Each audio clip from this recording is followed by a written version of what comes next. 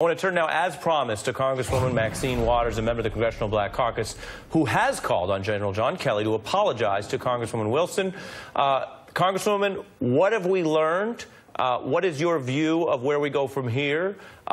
And what is it incumbent upon General John Kelly, Chief of Staff John Kelly, to do now that that video has been exposed? Well, General Kelly can take the responsibility for admitting that he was wrong, that he had lied on the Congresswoman.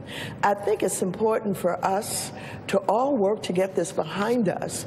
First of all, we should make it absolutely clear that our heart goes out to the families of all of the soldiers who were killed in Niger, and we should let them know that not only do they have our condolences, but we stand with them and we appreciate the sacrifice that they all are making.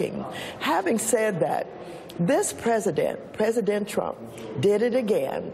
He has the most distorted leadership of any president I've ever known or heard about.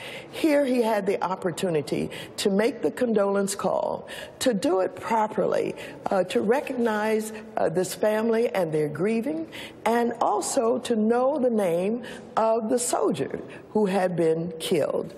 He did not remember the name. He didn't handle it well. And even if he had been counseled to talk about perhaps young people going into war, into service like this, understand the risks that are involved. But he didn't do it correctly, and he needs to admit that. First of all, he needs to apologize. He lied on other presidents that had gone on before him and saying they didn't do it as well as he did, that he called everybody. And then in typical Trump fashion, he gets off the phone when he is challenged, and then he backtracks and he tries to call all of those families. He gets his personnel to identify all of the families who have lost members in service to this country, and then he tries to make up by sending some kind of a letter or note to them.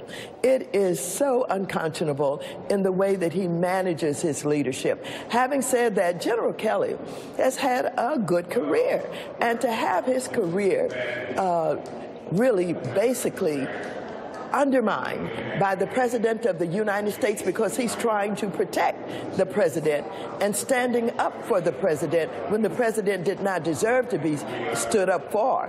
Now, he has damaged himself. His credibility is at question, and so he needs to call the Congresswoman and apologize. He lied on the Congresswoman.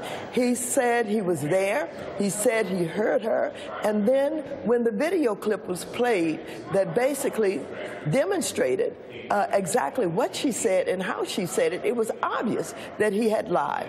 And so he needs to apologize. If the president will apologize to Mrs. Johnson, and if General Kelly will apologize to Congresswoman, then I think that we can put this behind us. But until that is done, it is not going to go away. You're absolutely correct. All of the women of the Congressional Black Caucus have come together, and we're demanding an apology.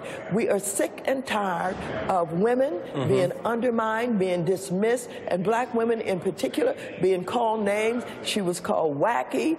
On it, Frederick Wilson is an honorable member of the House of Representatives. Well, let me ask you about that respect. In particular, because I follow the CBC, and it does a whole range of work on policy, but you were bringing it up. Is it your view that she was being treated differently because of her race and gender? I think that goes along with it. He seems to have this tendency to talk down to people of color, to treat them with disrespect. And I think this adds to it. I think the fact that, first of all, he called her wacky. Secondly, that he didn't back down, that he simply talked about her in a way that was not respectful. I think that, yes, I think this adds to the suspicion of him and the way that he thinks about minorities and black people in particular. Congresswoman Waters, thank you for coming.